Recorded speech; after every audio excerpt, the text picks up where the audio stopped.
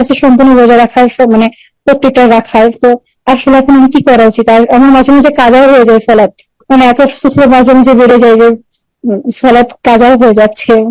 মানে আমি আসলে মানে এখন আমার আসলে কি করা উচিত? আল্লাহ সহজ করুন, আল্লাহ শেফা দান করুন। প্রথম কথা বলবো, কয়েকটি বিষয় একসাথে তুললেন। তার মধ্যে একটি বিষয় হচ্ছে সালাত কাজা হয়ে যাচ্ছে অসুস্থতার কারণে। এই ক্ষেত্রে পরামর্শ দেব যে অসুস্থ অবস্থায় সালাত জমা করা যাবে। 5 বারে হয়তো নামাজ পড়া মুশকিল হয়ে যাচ্ছে, জোহর আসর একসাথে পড়ে নেবেন, মাগরিব এশা একসাথে পড়ে নেবেন, আর ফজর পড়বেন, 3 বারে 5 ওয়াক্ত পড়ে নেবেন। এই ছাড় শরীয়তে রয়েছে অসুস্থ ব্যক্তির জন্য।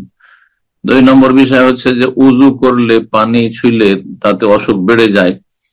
এই ক্ষেত্রে পরামর্শ হতো যে গরম পানিতে উজু করার চেষ্টা করবেন। যদি গরম পানিতে উজু করে দেখা যায় যে আমার অসুখ বাড়ছে না, তাহলে উজু করতে হবে। আর পানি গরম করা অথবা গরম পানির ব্যবস্থা করা আজকাল অত মুশকিল নয়। যদি গরম পানি ব্যবহার করলে তাতে ক্ষতি না হয়, তাহলে গরম পানি দিয়ে গোসল করে নিতে হবে গোসল ফরজ হলে, এবং উজু করার চেষ্টা করতে হবে।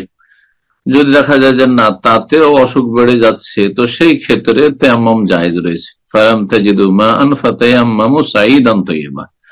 যদি পানি না পাও অথবা পানি ব্যবহার করতে সক্ষম না হও, দুটো অবস্থাতেই আল্লাহ বলছেন যে পাক পবিত্র মাটি দ্বারা তায়াম্মুম করে নাও। তায়াম্মুম ছোট নাপাকি দূর করার জন্য, মানে উজুরও বিকল্প আর গোসলেরও বিকল্প। সুতরাং গোসল যদি ফরজ হয় আর গরম পানি দিয়েও গোসল করলে ক্ষতির আশঙ্কা থাকে, তো বলবো যে তখন তায়াম্মুম করা যাবে, গোসল ফরজ ক্ষেত্রে তায়াম্মুম করা যাবে। আর তারপরে যখন নিজেকে সুস্থ মনে হবে যে না এখন সুস্থ, এখন গোসল করলে কোনো অসুবিধা নেই, এখন উজু করলে কোনো অসুবিধা নেই, তখন আর তায়াম্মুম চলবে না।